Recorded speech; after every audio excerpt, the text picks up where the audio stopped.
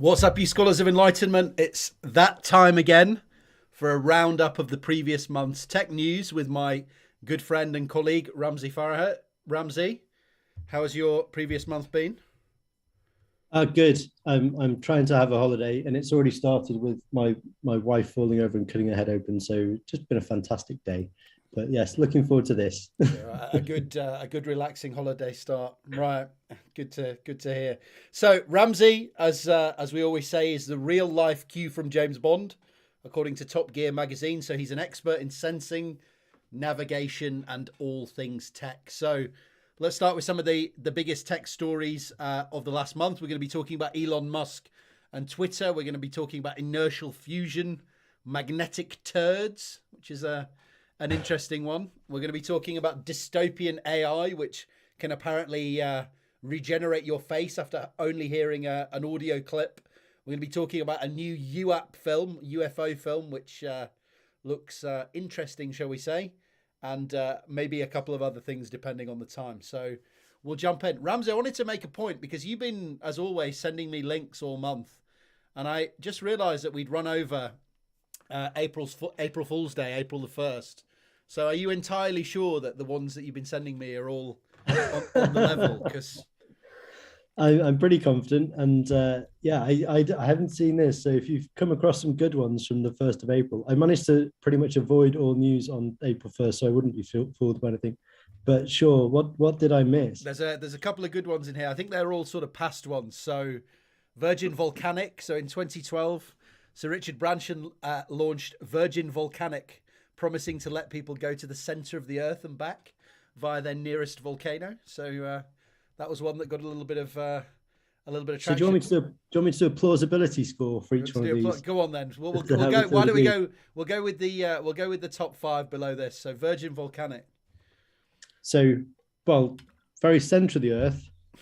That's some significant heat and pressure. So, yeah, I'd say that is extremely unlikely. Have you not seen The Core? That film, The Core. I sadly have. Yeah, great film. I do remember all the terrible things about that.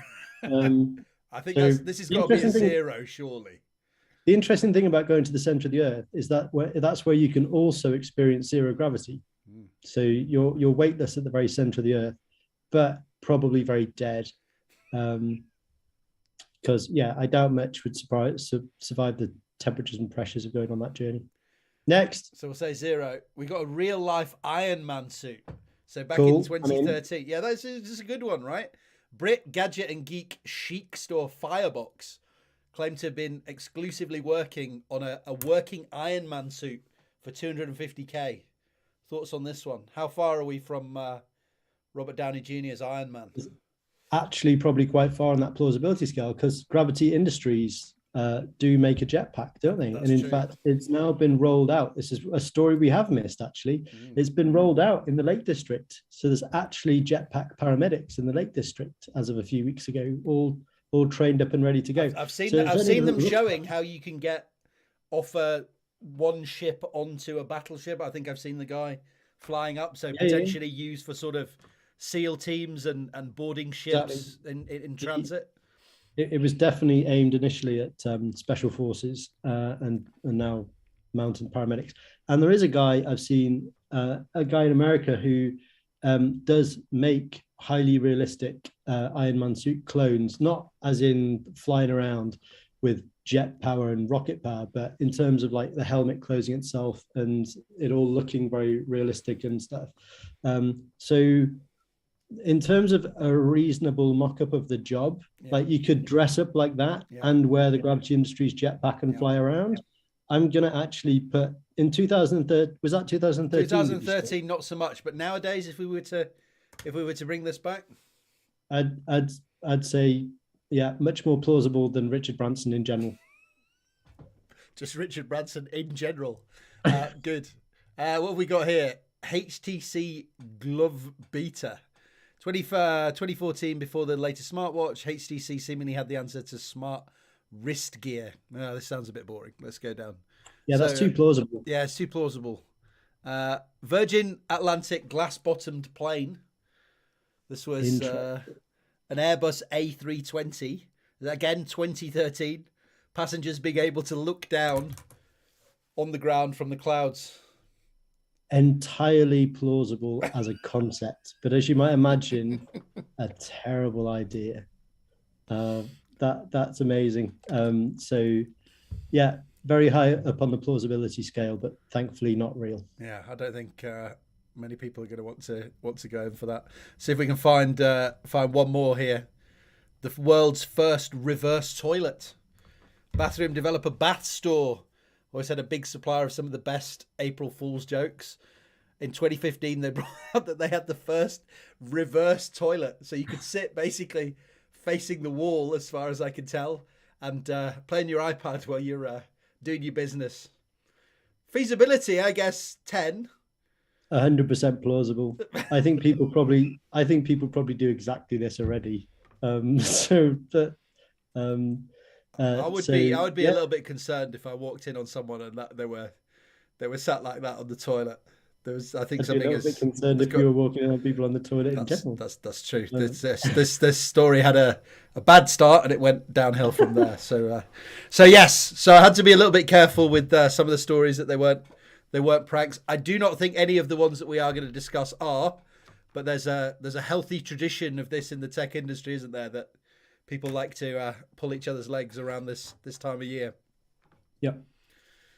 Good. Right. So first story that I wanted to get into seems to have sort of dominated the sort of tech scene the last few days and maybe the last month is Elon Musk now has a stake in Twitter.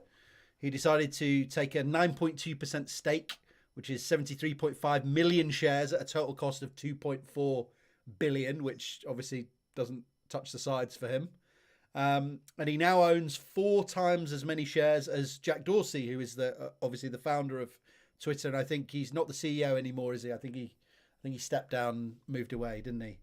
He probably became exec chairman. Yeah, classic. Yeah, sort of sideways movement or something. I can't quite remember his role now. But it's an interesting amount because apparently, if you have more than 10% of any class of equity security, you're considered an insider by the Securities and Exchange Commission.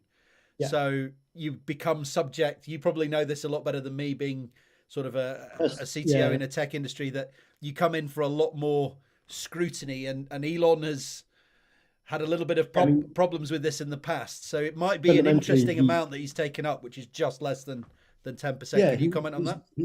He's done it to get a board. So it's just a classic board seat. Like if he had 9%, he wouldn't have a seat on the board and a vote, but with 10.1%, he does. And therefore he becomes a person of interest. Beyond 25%, you can become a person of significant control as well, which again, just means all sorts of important things. But this, I think, as you're about to probably explain, just already immediately, he did indeed go and do something naughty, because there's something to do with, he was supposed to have announced it earlier than he did, and it meant that in the intervening period, he managed to make $150 million on the shares or something like this. Yes. So I needed to have looked into it more thoroughly, but he's already managed to be naughty in this whole thing. So apparently this stake was announced on Monday, which apparently was outside the time frame required by regulators. And they say, or some experts have said, it's a bit of a slam dunk violation of financial law. So he should have basically announced this stake in Twitter earlier, and he didn't. And then he went on to join Twitter's board and will remain there through 2024. Now, as you say, when he joined, the shares of Twitter jumped up. I think we have here, they jumped up by 26% in pre-market trading on the back of the news. And he holds shares worth basically 3 billion. So this is not something that people take kindly to. There's huge amounts of money involved, and he's already been, as you say, a little bit naughty. Although we should sort of counter that a little bit, because I believe it is the case that he's not allowed to basically pump and dump. I think he has to. Sure. He's not allowed to have so many shares, and he has to stay in this role for a couple of years as well. So I think there's some counter action to that it doesn't appear to just be a simple money making scheme where Elon Musk turns up, the shares go up. he sells And his he sells his 10% shares. and he leaves. Yeah. That doesn't seem to be the motivating factor behind this. So Musk has a little bit of a love-hate relationship with Twitter. So he joined in 2009. He's now got 80 million followers. He obviously has a lot of cool and impactful tech companies and lots of fans. He also has a lot in there, I think, who are sort of billionaire haters as well. So there's a lot of sort of hate fans as well, if that's the right word. But he goes back and forward a little bit on this. So in 2016, he was saying how much he loved Twitter. Then he went to Twitter is actually a hellscape in 2017. By the end of 2017, he was back to I love Twitter. And then the most recent one is I think where did he go? He said Twitter sucked, and then he went back to saying Twitter rocks and Jack Dorsey is great. And then the latest one is that he says Twitter sucks. So he seems my take on this is that he loves Twitter as a sort of promotion arm. He's a very forward-facing, CEO of these companies. He loves the self-promotion. Obviously, he's sort of the perfectly evolved Twitter animal, if that's the right way to phrase it. But he doesn't like the backlash that comes with that of being called, a bit of an oddball and people slamming various things that his company maybe do. So, why do you think that he's taken this action? What is the reason for him getting 10% of Twitter and thinking that's useful? Because I've seen a lot of memes that are basically, the guy looking away from one girl to another. One is Mars, and then he's looking back at, board member of Twitter, which seems a little bit less interesting. Funnily enough, the way I found out about this is that one of my best friends sent me I don't think it's a tweet because that would have been too poetic. I think he WhatsApped me the news that he was going on the board. And then he said to me immediately afterwards, I bet this is just so that he can get editable rights on his tweets. Yeah. And then the next day I had another WhatsApp going, told you. And the news had come out that the next thing Elon did was put a post on Twitter. Do you want your tweets to be editable, yes or no? And now everyone's talking about the fact that they're talking about being able to edit tweets. So, I mean, that's an interesting one. Like, I hope it would be because, well, firstly, it's likely that he's got a board seat on Twitter in order to try to exert influence. If he was just buying shares for the fun of buying shares, there's a lot, as he's already demonstrated, it's a lot of responsibility comes with sitting on a board, and you can get yourself in a lot of trouble sitting on a board and not behaving yourself.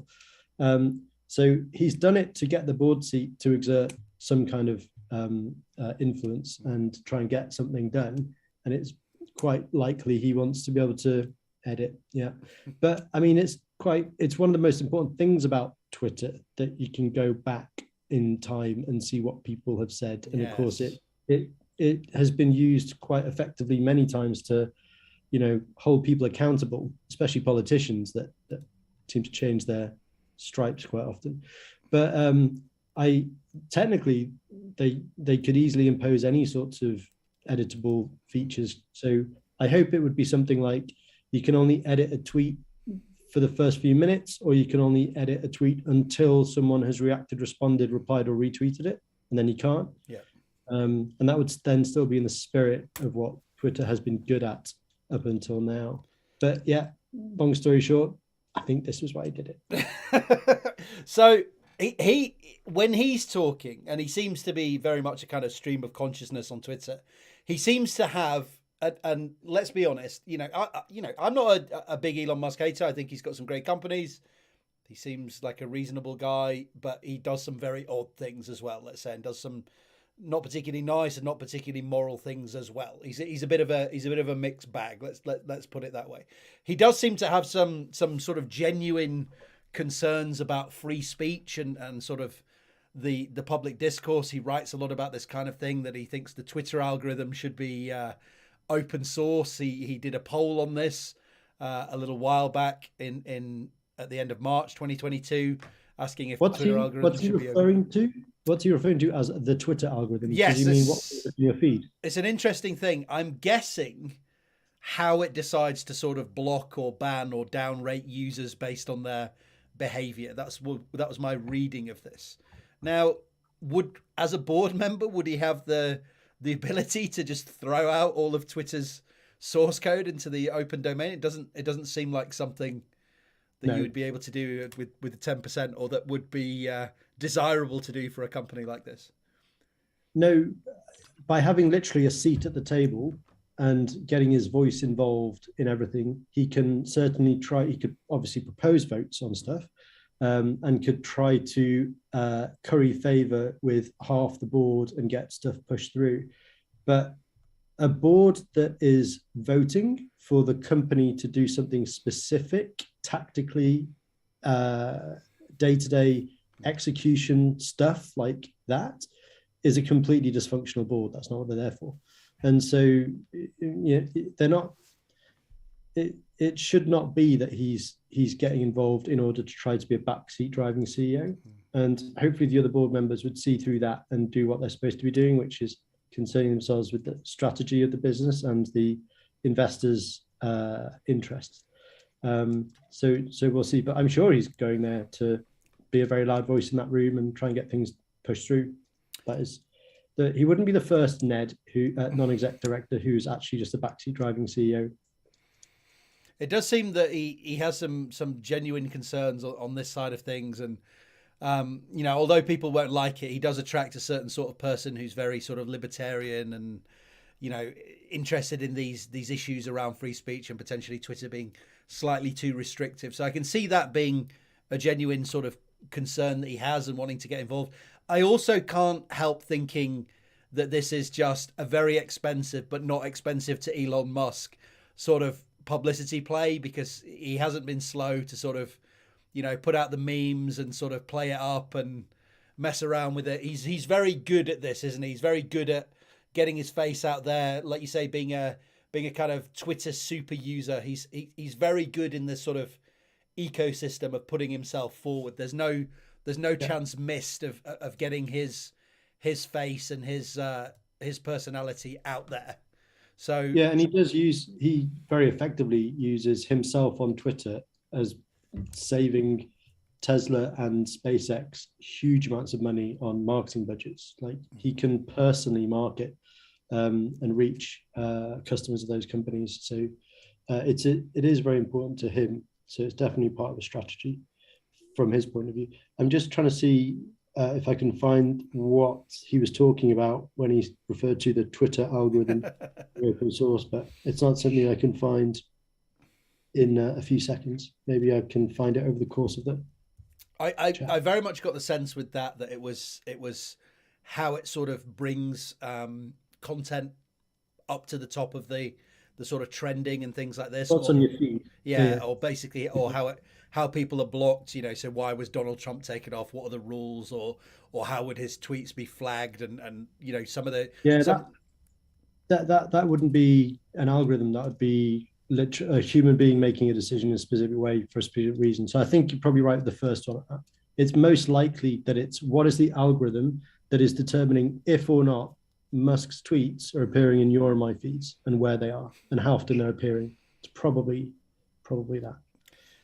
Yes, and I agree with you. So one of the things, as you correctly said, that he sort of pushed for straight away was this edit button. So he put out the poll asking people if they wanted this edit button, and then it seemed straight away, very soon after, Jay Sullivan from Twitter said that they are looking into this idea of an edit button. Now, it seems in a safe manner.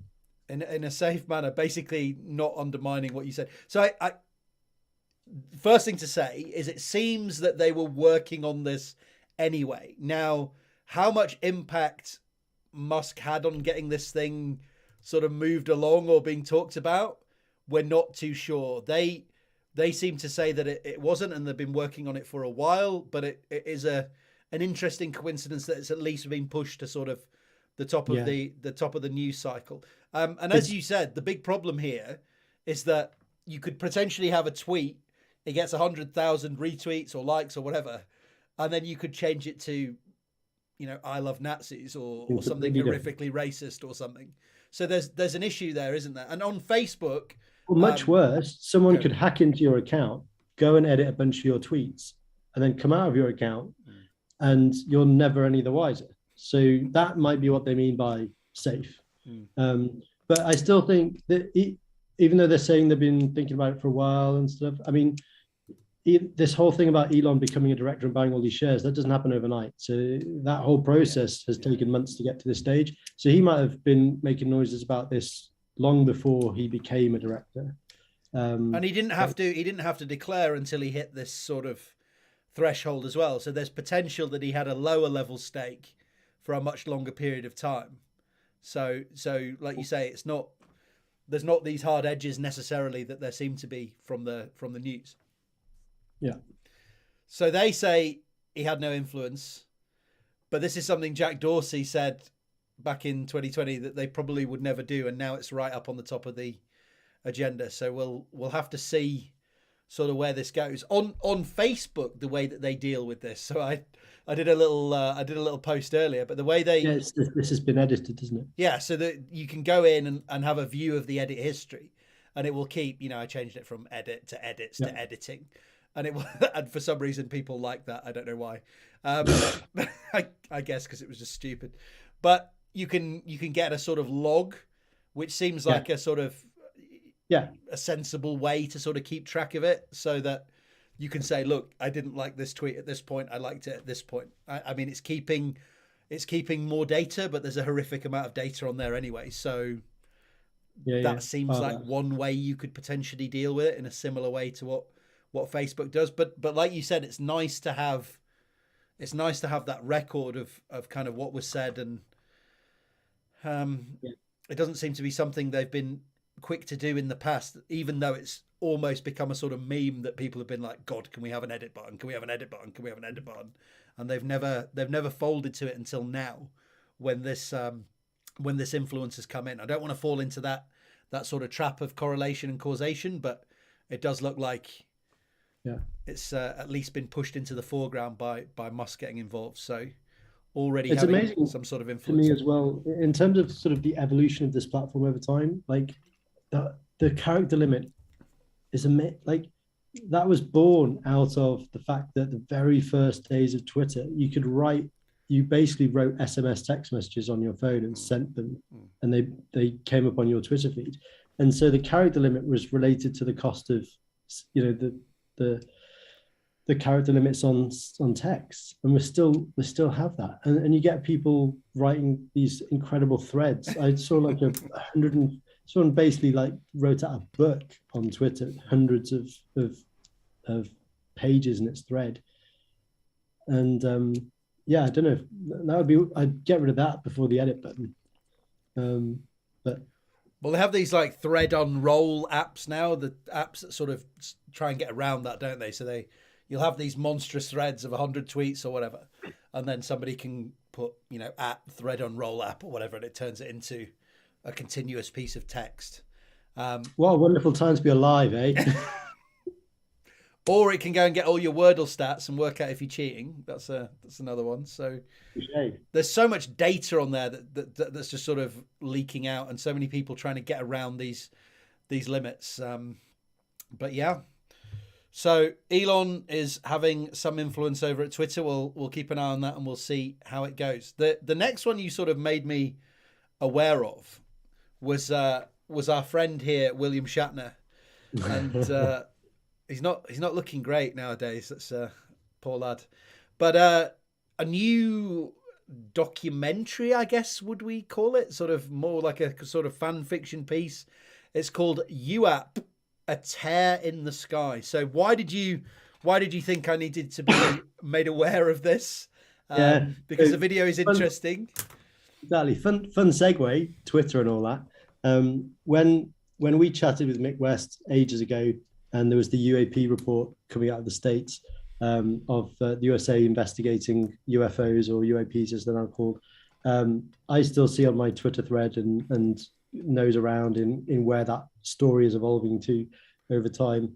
And it's ongoing. There's a bunch of more unclassified, previously classified redacted documents that piled out a few days ago on this topic. And so I kind of have this interest in seeing where it all goes.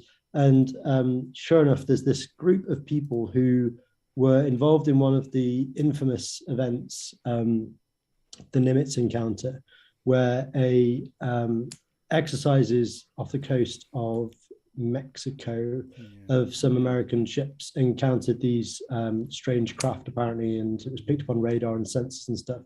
And people who were on that, involved in that scenario back in 2004 are now retired.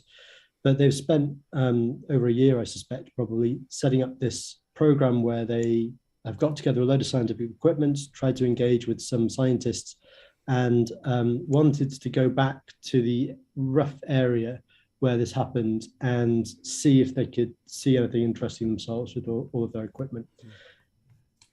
And this trailer, which is really about to play, is the first piece of evidence, perhaps, that instead of doing some science, they might be doing some science fiction TV. So why don't we look at it? Yeah, we will. We were going to have a look at this. I just want to do a little bit more grounding. So, a tear in the sky. Apparently, so this is the blurb, and you can kind of see part of it on the screen. It says takes us on an unprecedented journey into the UAP/UFO phenomenon as we follow a team of world-renowned expert scientists and military personnel who will attempt to unravel the mysteries using state-of-the-art military-grade equipment and technology. And it says, while this phenomenon has existed since the dawn of recorded history, very little scientific research is accessible to the public. Now, whether this is scientific research, I think we're going to talk about. There's the Galileo project, which seems a lot more sensible in terms of actually being scientific. This seems to be more like Most Haunted, like one of those weird ones where they tap each other on the shoulder and pretend there was a ghost and this kind of thing. But we'll talk about that when we see the trailer. Most of the serious research is conducted by various governments and militaries across the planet. So there's already this sort of conspiratorial feel that this is already, this is all being covered up and you need to get involved with us and watch this documentary to sort of see the truth. This film is a documentary on how a team of military veterans, scientists and researchers came together and launched an investigation into the fascinating world of the unknown while providing the data and the results. So seems a bit of a mix of conspiracism and sort of anti-establishment thinking with potentially some science. So doesn't get off to a really good feeling blurb with me, but we'll have a look at the trailer and we'll see what we make of it. So I'm going to pop it up. I'm going to make it full screen. And then Ramsey, if you just want to jump in, this is about 2.5 minutes long, and we'll just stop at various points and discuss some of the issues we potentially had with it. Yeah, sure.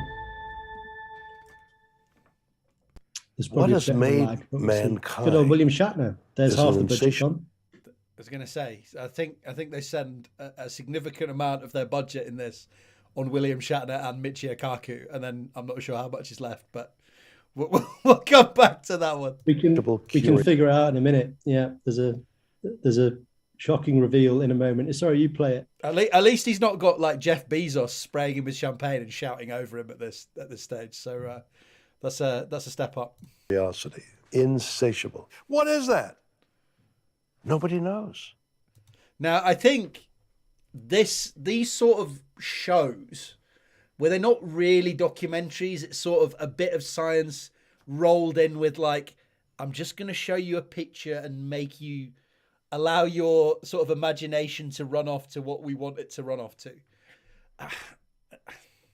I think they peddle a lot of this sort of nobody knows because we can't see what this blob is exactly.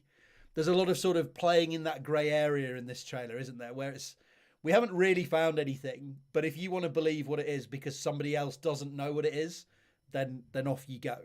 It's not really science. It's just sort of make up your own opinion guff.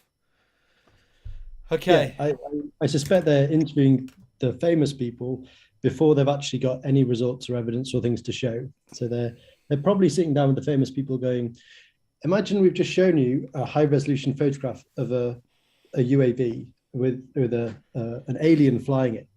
React. Brilliant. And here we are.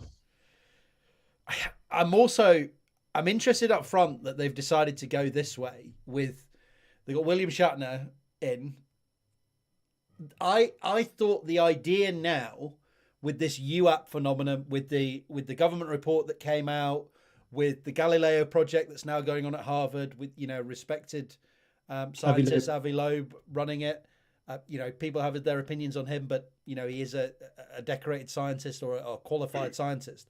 I thought the idea with the renaming of UFO to UAP was that we were going to move away from this Captain Kirk, Little Green Men, Final Frontier type stuff and take it more seriously.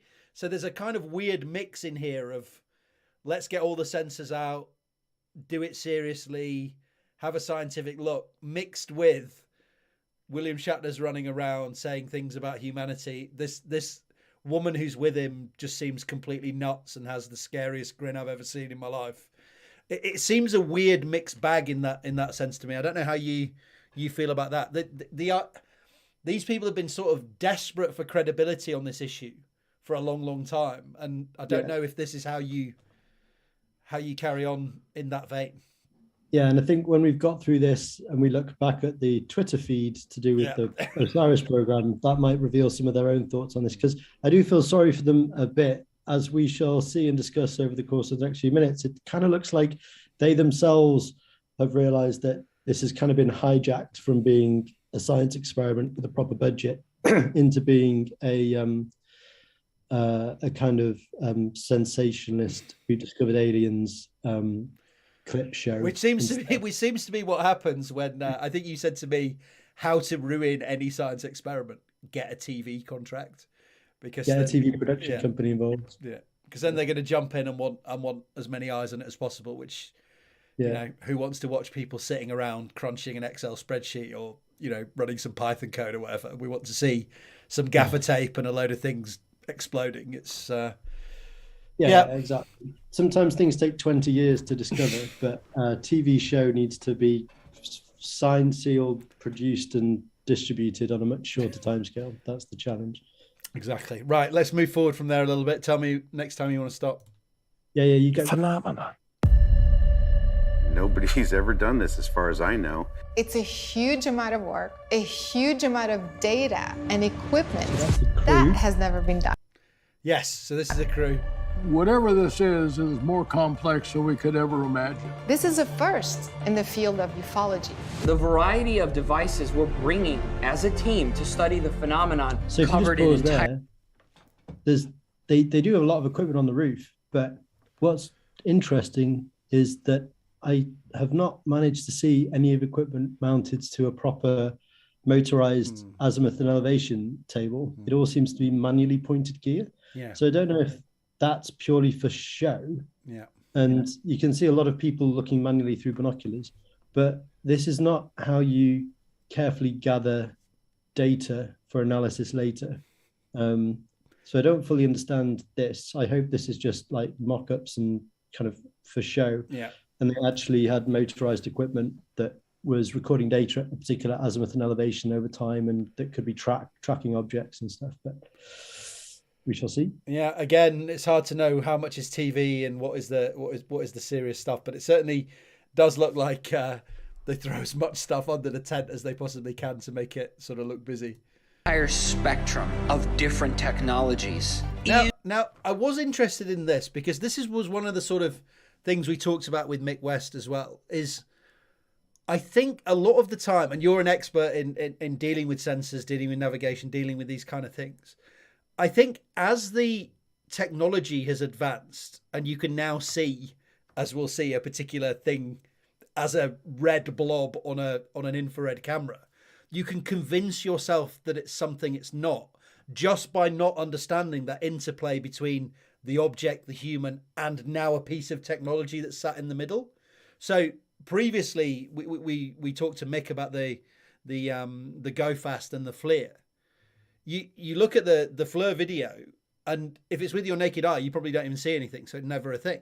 You see it in an IR camera, or you see this thing rotating in an IR camera, and if you don't understand this is an infrared camera with a gimbal and you're not fully versed in the sensor, you can convince yourself that there's something odd going on. So I don't know what the interplay here is going to be between finding out more information with more technology or just confusing more people who don't understand the sensors. Does that make sense? The biggest issue is if they just create a larger number of blurry objects that are now in heat vision or whatever. Yeah.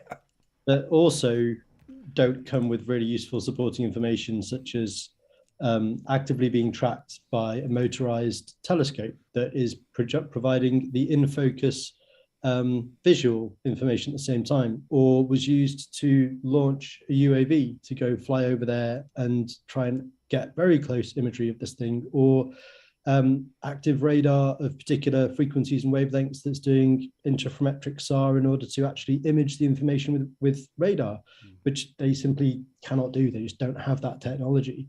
And so, yeah, it's strange. And as we'll kind of discuss a bit more, it's just not what you'd, maybe they do have like 10 PhD students in the background who are actually going to use this equipment for the next 3 years and gather loads of data and do all the science. But if this is really a 5-day expedition with stuff mounted to manual hand tilt tripods, it's a jolly on a rooftop in the sunshine. I don't understand. I'd have loved to see the plan for this. Yeah. I hope somewhere there's a peer-reviewed scientific paper on what they are going to do. Because it's all well and good to take the piss. It's fine if they want to look at these things. I have no problem with it. There certainly is some odd things going on in the sky. If you want to have a proper look at it, no problem with that. But this seems more a sort of TV piece and a sensationalist piece that doesn't seem to have a clear methodology or sort of idea of what's going on, really, if you look deep into it. And maybe it is an advert to get funding to do it properly. Maybe that's what it is. But anyway. And we'll talk about some of the things that they potentially saw with these sensors. So let's whiz on a little bit more. In real time. That moment shook me to the core because I knew my life was about to change again. I think we're going to have like a couple of really, really good spots. Interesting that they've got a plane involved. That's one way to guarantee that over the 5 days you're doing some science, you catch a UAV, you have some people flying a plane around. But anyway, my antivirus is coming up. So yeah, have someone up there yourself. When I hear that you've assembled a team of top scientists using state-of-the-art equipment, I say to myself, it's about time. Definitely spent the budget on Michio Kaku as well. They're doing this properly, supposedly, over at the Galileo project. So I don't know about time. I think a lot of people have tried to look at this stuff and sort of really haven't found anything. This is an unidentified, unclassified. Now, you wanted to have a comment on this one, didn't you? Yes. Well, firstly, from a grammatical point of view, the previous slide had a typo in it. But anyway, right. But yeah, I just found this hilarious. You can tell when a production company has got involved with shooting a scene, because I am not sure why there's a soldering iron on that table. Do you see anything on that table? Just like having a chainsaw in the corner for no reason. Exactly. Soldering iron, gaffer tape, and a random roll of cable on the office desk in the corner of the open plan. I mean, cable, I'll allow the cable, but yeah, there's some. It feels very much like somebody has said, "This is not busy enough. Like, get some. Put that gaffer tape on there. That'll look soldering nice." iron involved. Yeah, I've done a little bit of TV work, and they're always like, "Oh, just chuck that in there, or just put a different T-shirt on and get a bit more color in the room and stuff." You see 3 different colored T-shirts. I'm like, okay, TV company involved. 5 new phenomena.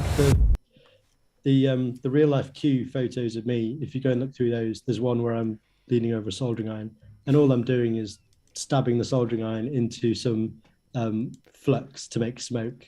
It's just never really did any soldering, but that's what they wanted to take the picture of me doing in the lab. Yeah, so exactly. Wow, Tic Tacs, baby Tic Tacs. This is the best. This is the best part. So there's a very famous video of this. I think this is the Go Fast video, isn't it? With and basically Mick did a sort of debunk on this, that when you think about the angles, you think about the speed of the plane. Basically, it's just something that's close to the water, moving at some normal speed, like the speed of a bird or something. So there's nothing really to see here. They've then ironically got out and captured this thing on a infrared camera. And then Mick has said, hang on a minute, this is the best that you've got in your trailer for this big reveal of a UAP. And if you go and look at it, Mick has done a little bit of an investigation into this, so I'll make it a little bit bigger.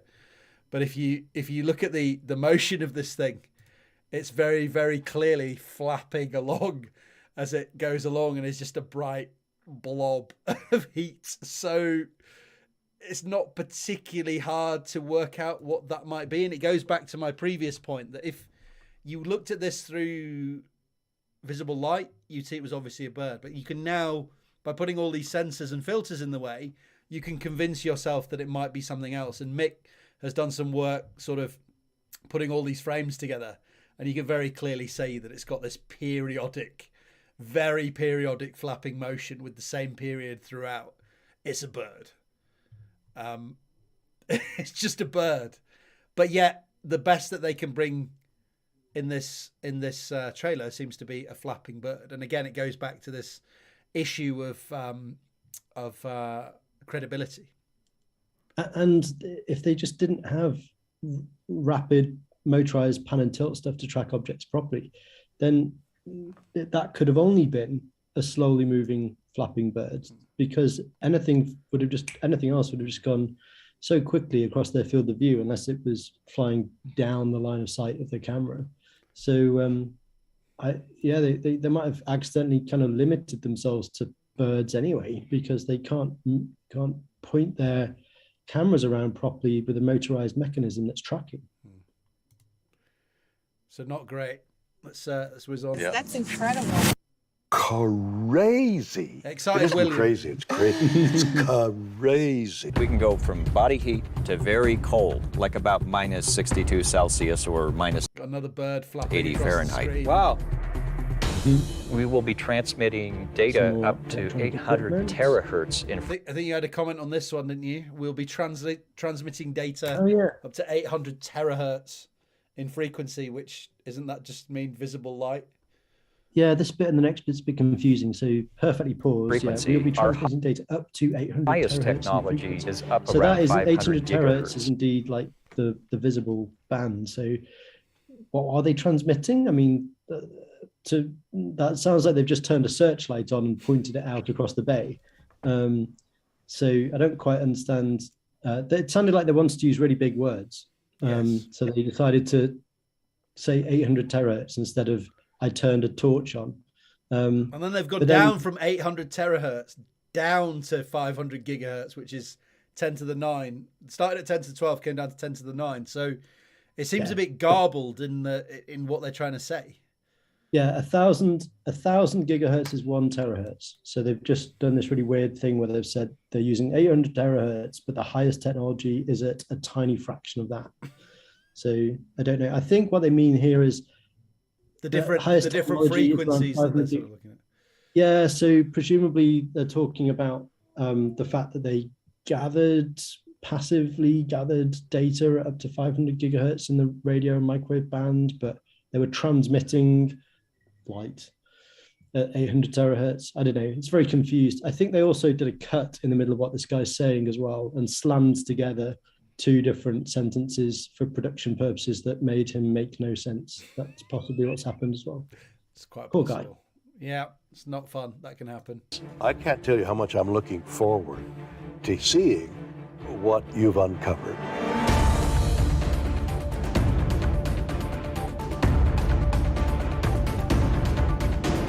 That was a good idea, but that's not. So 3 teams, 3 days, 3 teams, 3 locations, triangulating information. Good idea. 5 days, bonkers. Like you can't even properly like set up and test all the equipment in the setup. Like you'd literally assume that the first couple of weeks of this were completely written off to debugging stuff and checking things work. Like there's no way anyone who's actually done serious measurement campaigns thinks for a second that like 3 to 5 days is is going to allow you to gather any useful data at all. So hopefully they meant like we had 5 days of doing all of the science after spending 5 weeks de-risking and setting up all the equipment and trialing it and testing it.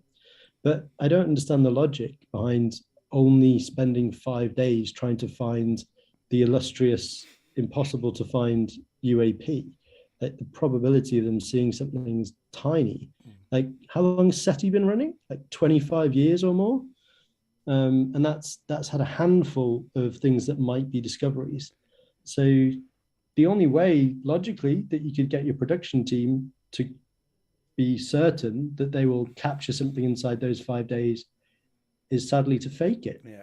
And to look at mundane things, which again, this goes back to the credibility thing. You have to show some birds or some things that you misrepresent, because otherwise, what have you got? You've got 5 days where they sat around and didn't really see anything. It's no good for TV. And this is what I mean. If you want to look at this thing seriously, I think there's a huge tension here between wanting to push this out, wanting it to be big. I really want you to know about this thing that I think is really important, and hard science. And I think this is just going back down the drain really into the sort of mad UFO weirdos sort of route. Yeah. SETI has been running for almost 40 years. Do you think SETI found anything at all within the first 5 days? Like, yeah, let's whiz on again.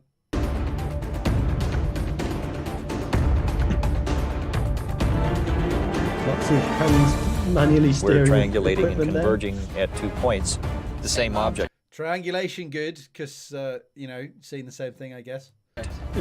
But it's a bird, so bad. This guy, I can't work out if he's some sort of super genius, because he's got his camera phone just sticking a pair of binoculars. So I don't know how high tech some of the technology they're using is, but there we are. He's got a nice hat. It's gone. I mean, this bit here, like this bit of it's gone. Well, if you actually watch what they do, the guy goes, "It's gone." Yeah, of course it's gone. You're manually steering this tiny field of view around, probably looking at Venus or something, and you can't find it again because you're not using proper equipment. Pretty sure this guy's got his thumb. I'm pretty sure this guy's got his thumb across the lens as well. Yeah. I mean, I'm hoping this is just purely for production value, and they've said, "Hey guys, come outside. We're going to shoot this random scene where you guys are saying you can't see it anymore, and we're not going to use any of the geeky stuff that takes ages to set up, and you have to type things to make it steer very slowly. Just put binoculars on; it'll be great." But this is like you say that people will remember in the UK. So there's like conspiracy theory with Jesse Ventura in the States. There's Most Haunted in the UK, where they sort of go to a haunted castle for like 3 days. So the same sort of idea. And then the production manager goes and slams a door like off camera, and they all go like, "Oh my God, did you hear that? Like it was obviously a ghost." And they all just sort of do this silly pretend thing. I hope it's not like that, but it looks from the trailer like it is going to be basically that, where you get very excited about something going off a camera. You hope it's not like they took the Cessna that we saw earlier, turned its transponder off, and flew across the bay one evening, so that an unidentified flying object would appear that wasn't transponding any messages. Do you think? But it looks kind of like that, to be honest. Friggin' gone. That's something over, Catalina. We need you up here. We could be heading towards the biggest "see I told you so" in history. That's what we need, the smoking gun that'll clinch it. That once and for all will settle the debate. No ifs, ands, or buts. And in the process, rewrite all of human history. I'm interested in this idea of what this rewriting of the entire human history is. He seems to be suggesting that they're going to drag out some like battered body of an alien into the studio to like show you, rather than, I mean, if you found on your camera some unidentified craft and you could be pretty certain that it was there's a lot more work downstream from there to say, okay, it was an alien craft. Okay, they've been coming here for a long time. Okay, they interacted with humans. This is what I mean. There's such a leap in these things for the televisual sensationalism that it takes away from any real science that's being done. That when Michio Kaku's in the lab doing something, I'm sure it's, I'm not sure about this, do a systematic check, make sure it's right. It doesn't work with TV. When you want to look at something seriously, you have to make silly statements about that it's going to rewrite the whole of humankind, that you have an IR photo of a bird. It's just seems a bit silly. And the final one, Oh my God, you guys. Is this the wormhole? Yes. So this incredibly scary woman is staring at a picture on the screen that they've apparently taken. And she's pointing at the camera output on the right and saying, "Is this the wormhole?" Which I think just clinches how silly this program is. Wormhole-like anomaly at 1,700 feet. What do you think this is, Ramsey, being a sensing expert? What's your first guess? Well, I don't know exactly what they've gathered this thing with and stuff, but it looks a bit like a thumbprint to me. But I don't want to speculate that that's exactly what it is. But I would not start with wormhole. No. It wouldn't be my first hypothesis. So, I mean, again, the whole sort of upshot of this for me is it starts off as pretending to be something that's highly scientific, highly important. We need to look into this. And then it just seems to dissolve into sensationalist nonsense. Is this the wormhole? It's insane. It's insane. Good note to end on. She does look a bit insane. And that's a tear in the sky. So I'm not holding out much hope for that, to be honest. I think if you want to have a sensible look at this, then we're going to be looking at the Galileo project. I don't think the sort of conspiratorial stuff hits, or conspiracy stuff hits like it used to either. I remember the X-Files came back for like another season, like a few years ago. And it just didn't kind of work, because we're now in an era where there's so many conspiracies, so much rubbish that people put out on Twitter, so much unfounded misinformation, disinformation, that, I don't know, I just look at these things and I just think they're stupid now rather than being sort of entertaining. It hits differently for me than it would have done sort of 10, 15 years ago. Yeah. And I think that I really look forward to seeing what the Galileo project is proposing they're going to do. But the thing is, like, yeah, I imagine you're going to bring up the Twitter feed in a moment where it kind of demonstrates that the team themselves are backpedaling a bit from that. There's bits on the Osiris thread that's suggesting that the scariest thing is they tweeted that they've not seen the finished thing themselves, which is terrifying. Yeah. So they've clearly got absolutely no rights over the editorial of this thing and the statements that might be cut together and made and things like that, which is a bit scary. So they themselves. So this chap who seems to be involved seems to be getting kind of slammed on Twitter. You know, Mick saying this is a bird, and then they're coming back and saying, "Oh, we didn't have any control over the specific clips that went into the trailer." You would expect them to be sort of good clips that aren't blatantly birds or something in a trailer for something of this magnitude. I wouldn't have even given them access to the bird. Yeah. But maybe that's it. Maybe that's to hand over everything. But yeah, so they seem to be really backpedaling off it. But the thing is, like, I suppose if we just properly have a scientific discussion about what you might want to do and maybe what people could do sensibly in the future in terms of this problem, what they're trying to do is they're trying to study a section of airspace that they're interested in to see if there's any unidentified flying objects there, right? So the kind of pieces of equipment you'd have immediately are an ADS-B receiver, which can listen to the messages from aircraft that are transmitting their ADS-B broadcasts. So you can literally see that there's an aircraft over there from a message it's transmitting itself. They must have had those. They will have done, they're just not in the trailer. But in terms of the gear they seem to have focused on using infrared cameras, for the reasons we've described, just such a terrible technology to be trying to use, unless you're literally just intending on generating yet more completely vague data sets as to what might be going on out there and what it is. So the most important thing they would have wanted to have is a radar, which they can only buy legal commercial radars, the sorts of things that you'd mount on your own private boat. So that'll have a fixed range, but I'd still start with some of those and put some boats out at sea and record radar data from those. But they could have set up a passive radar system using all of the cell towers and digital TV and digital radio. So it's a well-established technique that's very old now, and you can hack it together yourself with your own stuff you buy off the internet quite easily, where you basically use those signals that are already flying around all over the place.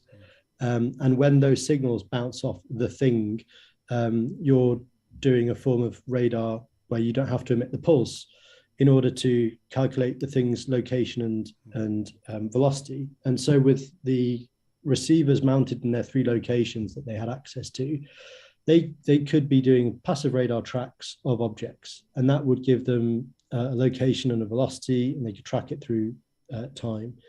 And that would mean they could track things properly without needing to steer equipment, because the biggest flaw they'll have there is they were clearly hand guiding everything that they were doing, which is kind of completely removing one of the most important measurements they could make of a track of this thing evolving over time.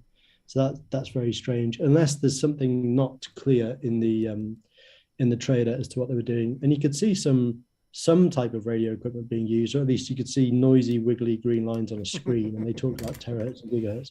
So they're doing something. But I'm not the TV production company, but it would have been nice to see the list of equipment being rattled off by somebody, not magic numbers like 800 terahertz, but like, we're using active radar for this, passive radar for that. We're using electronically steered equipment for this.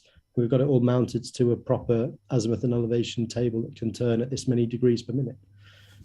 But what we saw was people with binoculars, which isn't science. So we'll have to see exactly what we get when that comes out, because maybe we're being a little bit harsh, but you can only go on sort of what we see at the moment. How's your time today? Because I wanted to cover a couple of shorter ones at least, and then there was a fusion one that you didn't like because it came from Oxford. So how's your time looking today? Yeah. Let's push on a bit longer. We're all right to push on for a little bit, are we? So let's do a couple of the let's cleanse the palate with a couple of the shorter ones then. So first one I wanted to talk about was this shape shifting slime, which has been designed to enter the human body. Now the Guardian refer to this as I go up to the top of this, a magnetic turd. So this was the one where I wanted to check that it's not an April Fool's joke, and it actually isn't, because I tracked down the paper that goes along with this in Advanced Functional Materials. So this is a real thing, and if we have a look at the and I've seen stuff like this before as well, so it's feasible. Like there's been ferromagnetic materials in goo for many years. Yeah. And so it sounded, when you showed this to me, it sounded like the clever bit here is how they're able to manipulate magnetic fields in a very precise manner. It's not actually the magnetic goo. That's not actually that clever. It's the fact that they're manipulating magnetic fields to make it take shapes and move. So did we get out of this how they're doing that? If they're... Yes, so let's sort of flesh that out a little bit more. So these researchers at the Chinese University of Hong Kong have created this what they're calling a slime robot. Now, robot seems a bit strong because it doesn't have any sort of automation. It doesn't do anything automatically. But essentially, what it is polyvinyl alcohol, borax, and magnetic particles. And these magnetic particles can obviously feel a magnetic field. You apply external magnetic fields to a person.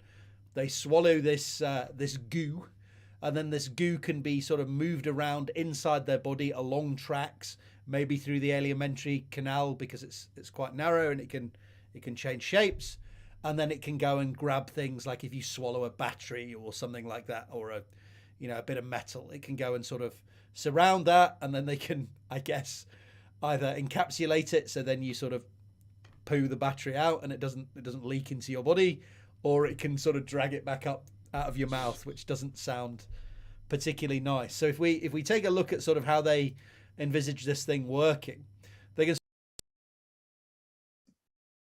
magnetic fields, externally applied magnetic fields, so they can move it along as a kind of single blob.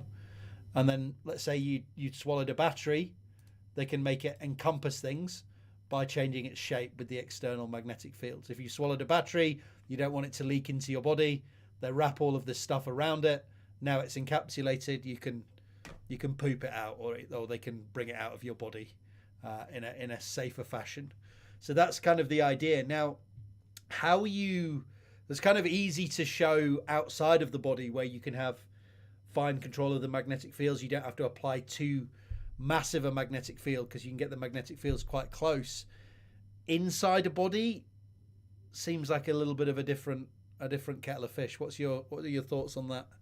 Well, my immediate concern is how are you providing the feedback of being able to observe where this thing is at the time and whether it's where you think it is and what it's doing. So I don't know if they'd put you inside a scanner that was imaging the location of this at the same time, which could be an MRI machine. Yeah. And then you've got another magnetic field knocking around there, right? So you've got to exactly deal with that. I wouldn't, and that's the only one I can think of that's a nice. I mean, you wouldn't want to be getting X-rayed the entire time this was going on. So that's my first concern about where that feedback loop is. It also looks a bit brutal as well. I mean, is this a problem looking for a solution looking for a problem? I think it might be, because if you go down to the bottom of the article, obviously everyone and his dog wants to say amazing, flubber that you can save people from ingesting chemicals with, this kind of thing. But if you go down to the bottom and actually look at what the scientists are saying who've researched this, not only is the magnetic particles are where is it? The researchers said that it has to be toxic. Yeah, a layer of silica, the main component in science, to form a hypothetically protective layer, because this thing is incredibly toxic. So toxic electrolytes leaking out into the body. I think that was from the battery actually, but the thing is toxic in and of itself, the magnetic particles. So you need to deal with that. Put some sort of layer on it. If that cracks, you basically just put poison into your body. And then it would depend on how long it stays in the body as well, because obviously your body is going to start to break this thing down. It's going to try and digest it, and then you're going to have these chemicals leaking into your body. So it's all well and good saying that we could potentially do it with a magnetic field outside the body where you can see the damn thing. Maybe that's possible. Inside, where you can't see what you're doing and you've got a limited amount of time, because if it digests it, it's going to poison you. There's a hell of a lot of things to overcome. And then there's a nice little throwaway comment at the end where he's like, but we could make it a different color if you like. Okay. That makes everybody happy. So when I'm bleeding out of my arse, it's green instead of black. So which department at the university were the people out of? Because everything you've just said has made me realize that this is probably just one of those things that we've discussed a few times before in the past, where, research group in engineering department does something, wants to justify their funding, gets a piece in the Guardian about how it's going to change the world in some way without actually speaking to any of the people from the other department about that. So if these are some like robotics experts who are like, wow, we've made a robot out of ferromaterials and magnetic fields, we're going to solve surgery, and they don't even know what toxic means, then you have an immediate problem. And maybe we've hit on a bit of that, where these people never asked any medical experts what they thought about this before getting in the newspapers about how they'd solved medicine. That does seem to be the problem. Although, I'm a bit scared of it. It looks a bit Liquid Terminator to me. Terminator 2, the thing sort of warping back on itself and changing shape. It looks like a bit like a frog there, but it looks kind of dystopian and weird, and I'm not really sure this one's going to work out. So maybe it still is a little bit of an April Fool's gag in that sense. So that one looks a little bit no bueno. Not too sure on the plausibility score for that one. The next quick one I had was, we should start some of these sections basically when we do this every month, was Dystopian Ai Corner we'll go into now. Oh, yeah. So this was one that you sent me, which was this AI can apparently make eerily accurate portraits using only your voice. So they've got an example here of maybe a Southeast Asian looking woman, and It's made a portrait of her face, apparently from only ever hearing a clip of her voice. So what did they do with this? Well, they were working on reconstructing the face of a person using a short audio clip. So they took essentially a neural network and they trained it on millions of hours of YouTube speech. So just people talking on YouTube, showed them the person's face, showed them, did not show them the person's face, showed them the voice of the person speaking, and then asked them to sort of, no, I'm talking nonsense here. So they've trained it, excuse me. Yeah. Yes, exactly right. So they'll have done a training phase where the neural network had access to the actual picture of the person and the person's voice, and the network will have wired itself up to find all the best way of connecting up the sound waves to the true pictures. And it's had all of this training data, and it's wired itself up so that it's overall pretty good at making any old pattern of speech sound waves turn out to look similar to the real faces, and then they've tested it. And it's just a really good example of, if I'm going to be frank, a little bit of like garbage in, garbage out. Like you can train a neural network to do whatever you like, and you can run it. And it's a bit like, causation and, the kind of correlation causation stuff. Like there's going to be some tenuous links between certain aspects of your speech patterns. So that's what your neural network is doing, right? It's making sort of best probability links between this person uses this word or speaks in English, so they're probably white. This person's speaking Chinese, so they're probably an Asian looking person. It's all these links that are happening, which might be probabilistically correct, but then when you apply that to an individual, could be way off. So there's a little bit of sort of an ethical concern here as well, isn't there? Or how many variables do you need to pin down a person, if that makes sense? And it's definitely not groundbreaking in any way. Like it's obvious that a neural net could be trained to do this. It would have been shocking and amazing and mind-boggling if it produced proper reconstructions of the actual faces of what people look like. But I think all we're looking at here on your screen now is probably how the human brain is quite good at going, all right, I can convince myself that that's the same, because when you look at these pictures, they're not the same. If you've not shown me all of the actual humans on the left and showed me the others and said, pick the celebrity, I would not have started with Daniel Craig at the top left. No. So, I mean, I'd have probably gone with Bruce Willis. Yeah. But I mean, basically, you just, as you just said, it's effectively emphasizing racial stereotypes are possible. That people can hear the sound of someone speaking and go, I think that sounded like a black guy, or I think that sounded like a woman, or I think that person sounded old.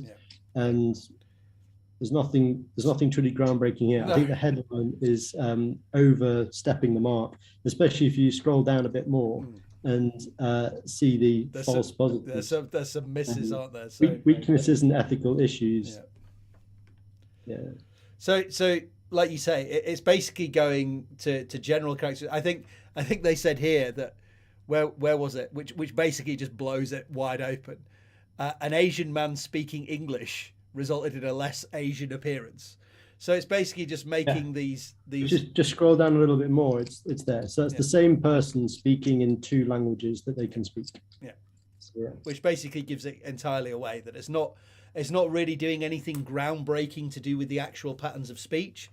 It's sort of picking out accents and languages and maybe regional dialects and particular words that maybe certain cultural groups or ethnic groups tend to use more, and making all those patterns, folding them all together, and then saying, what's the best stereotype I can come up with for this person?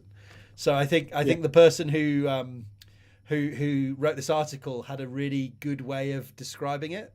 I think they said, where is it? In some ways, the system is a bit like your racist uncle, writes photographer Thomas Smith. It feels that it can always tell a person's race or ethnic background based on how they sound, but it's often wrong. And this is where the big problem comes in, isn't it? Because even if it might be more right than someone just guessing, it's still going to be wrong a lot. And therefore, what it's essentially doing potentially is sort of ossifying racial stereotypes and gender stereotypes, age stereotypes, these kind of things. So there have been some ideas of potentially using this in sort of maybe law enforcement, where you just have a clip of somebody's voice and you put up a mugshot of them. But all that's going to do is sort of feedback from your data set previously and sort of play into those stereotypes. So there's real problems here with what you trade on, essentially, isn't it? And whether that's representative of what you're trying to find. Yeah. So that's slightly Dystopian AI Corner. If we follow up on that, there's another one that says there's a new bot that can work out in 9 of 10 cases whether someone is depressed on Twitter. Again, this comes with a serious paper. So this is not something that somebody's just made up. Thoughts on this one? I didn't actually look into this one, so I can believe it. I mean, it's the whole point of kind of the streams of consciousness that people come out with on Twitter. I could believe how the use of certain keywords over time or posting certain content can link to your mental state. So I'll give you a little bit of a breakdown. So the idea of this is that they might be able to flag mental state sort of ahead of traditional diagnoses, and they reckon that they can determine a Twitter user's mental state by extracting and analyzing 38 data points from their public profile. These include the content of their posts. So if they're writing "I'm depressed," I guess that helps. Their posting times. So if you're on at sort of 2 a.m. with your bottle of vodka, I think that sort of gives you away as well. Other users in their social circle. So I guess there are just some key nodes of depression people wandering around. Uses of positive and negative words. I mean, sentiment analysis has been around for a while now, right? To see if people are liking particular products or not. The numbers of friends and followers they have. So I guess if you don't have many, we can look at Ramsey's Twitter profile. So maybe some red flags here. And their use of emojis, which is apparently also a highlight. So I might have to chill on my smiley faces in posts. So I mean, I can like you. I can believe that you can get a lot of information. People, as you say, what I take from this is that when you post on Twitter, you can actually be sort of leaking an awful lot of information about your personal state, the things that you like, the products that you like, and we've had for a long time that you get micro targeted with ads and marketing. So I don't see why this couldn't be used in a productive manner like this. Yeah, and I suppose an interesting question is how much of this might already be going on in the background on things like Facebook and Twitter to profile their users in order to decide what adverts they're getting or else they can be monetized. Not specifically on depression, but I think all this highlights is that with high accuracy, as this one is claiming, 89% accuracy, the information that we're choosing to dump on social media are announcing to the platforms, things about us that we might not want them to be using to decide what they push back at us. So, it'll be very interesting to see how attitudes shift to social media in general, and if in 20 years' time no one is using social media in the manner they do at the moment, and if it's just a phase that we're all going through, or if it's going to get even worse. I'd like to see this algorithm applied to a trained sample on Elon Musk's back catalogue of tweets, and then see if we can identify his mental state over time. But I agree with you. Yeah, how long is this? So I mean, when did Facebook come out? Around 2005. So we're sort of 15, 20 years into this phase, aren't we? And it's still sort of going strong. So we'll have to see how long that goes on. So last topic that you sort of threw to me, and let me bring up the article here, was First Light Fusion. So do you want to tell me a little bit about what's going on here before or do you want me to do a little bit of a lead in and then you can comment So, where you where you weren't happy? I mean, from what I've picked up on this so far, I mean, we discussed fusion a couple of sessions ago as well. So the traditional nuclear fusion approach is try to replicate what our sun is doing and holds together in some means all of these light particles, as in not very heavy particles like hydrogen, helium and stuff, and heat them up so they all smash into each other really hard through their own velocity and smash them together hard enough they fuse, give off energy. And it's the holy grail that we can fuse light particles together and release lots of energy. And it's much cleaner than nuclear fission. And this approach, which is a spin out of University of Oxford, is that instead of using magnetic fields and high temperatures to get atoms to smack together hard enough to fuse, they actually physically smack stuff together hard enough to get it to fuse.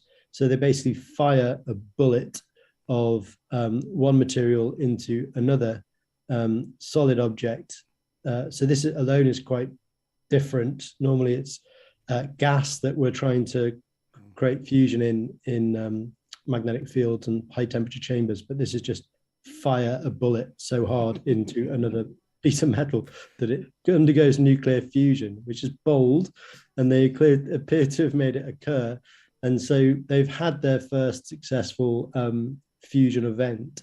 And I suppose the challenge here is they've stated that the maths kind of works out that when it's working as desired, they get out 300 times the energy they had to put in, because obviously you've got to accelerate this mass up to a huge speed and have it smack into another mass. So the real question is going to be how efficiently they can collect that energy such that they still win, and they get their gain factor greater than 1. So theoretical gain factor of 300, but are they going to be able to get anywhere near even like 1% efficiency of catching the energy from this? Because I believe what basically is happening is the fusion occurs, it generates a load of, is it neutrons that are coming from this? Is that what they've said? And then they let the neutrons bombard lithium, it heats the lithium up.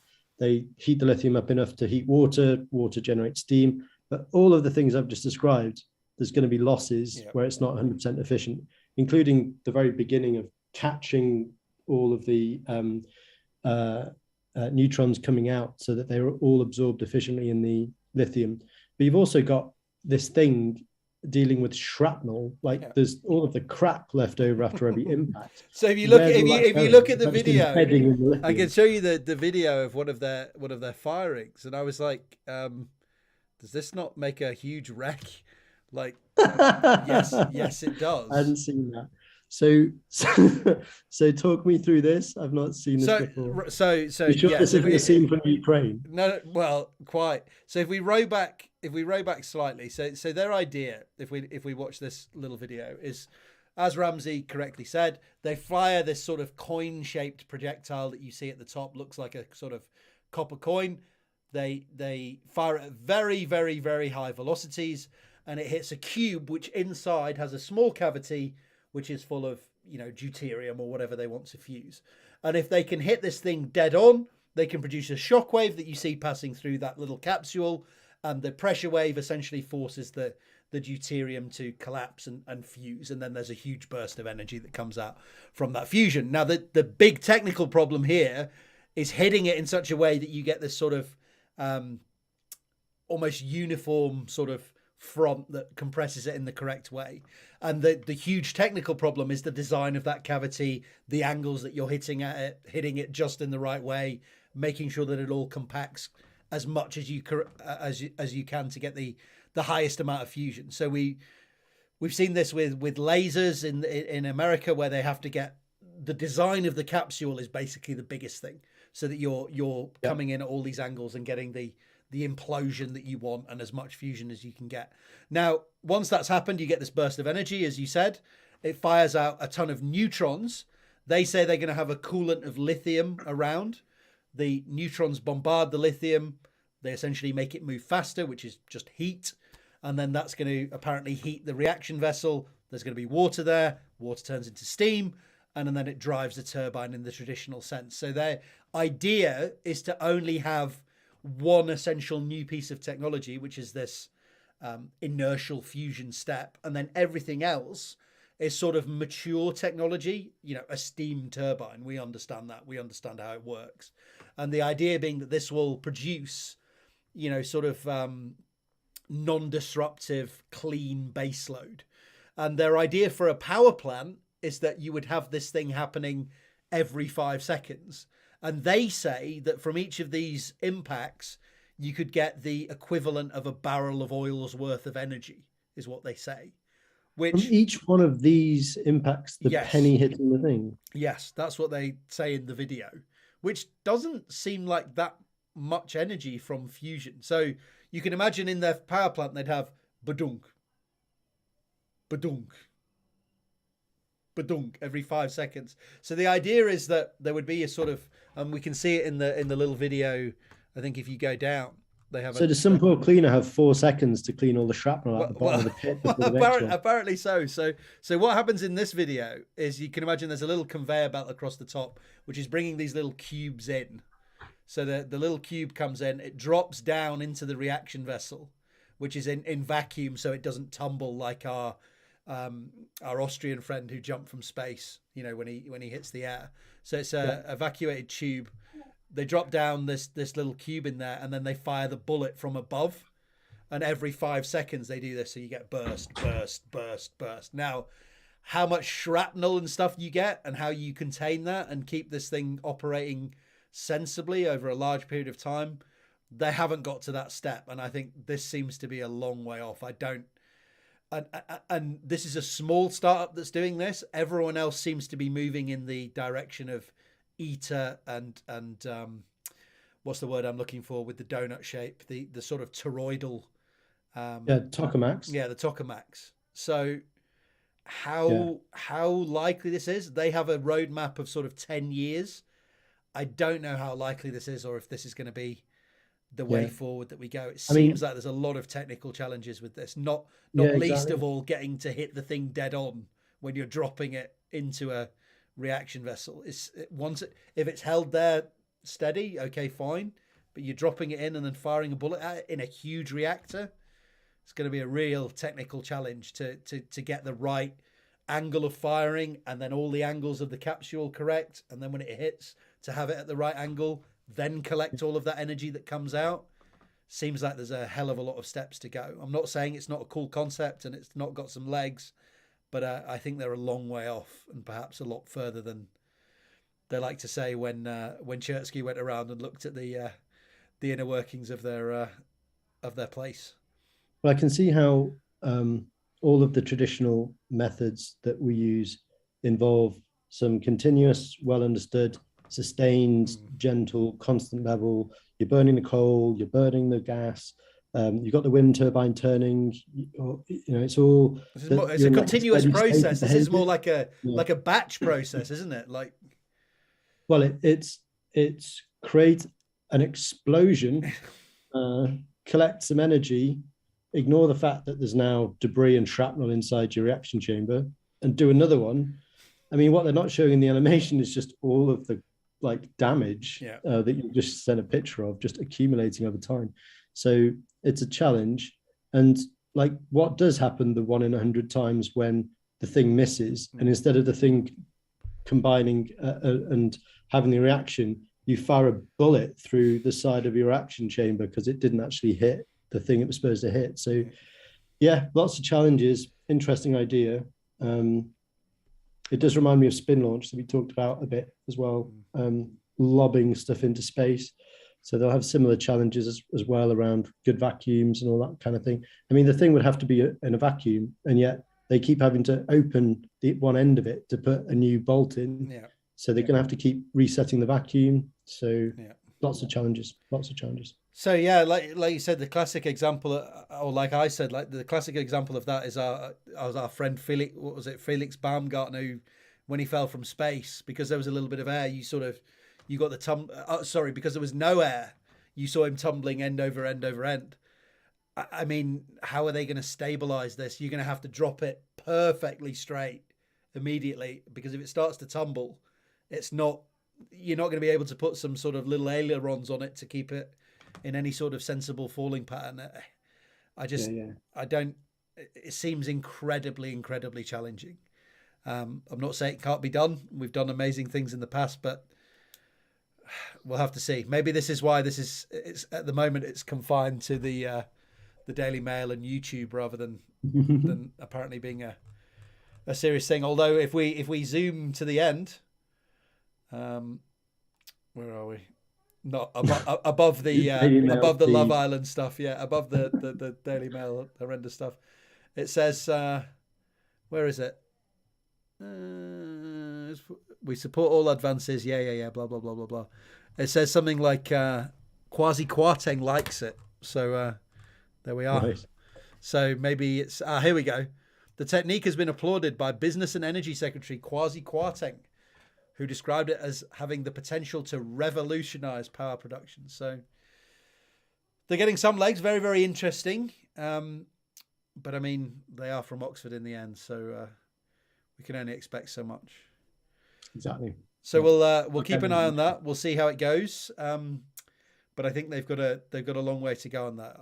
I hope it works. I mean, it sounds like a cool idea, but we will have to see. They've got a 10-year plan, so fusion in 10 years apparently in the 2030s.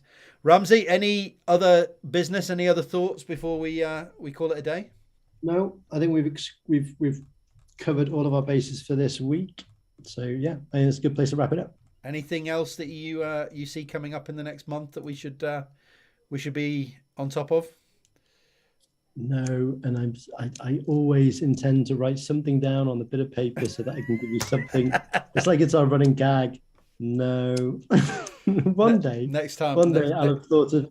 It's just the N+1, isn't it? We do N every week, and you always want N+1. I said we've done a few now. I'm going to start upping the production values. We're going to have some jingles. We're going to have these sections that we return to each week. We're going to have follow up. We're going to work on that. One comment came in from Ross Kirkwood. He says, "What a tragic waste of money hunting for UAPs. William should be looking for the actual stairway to heaven. It's out there, Bill."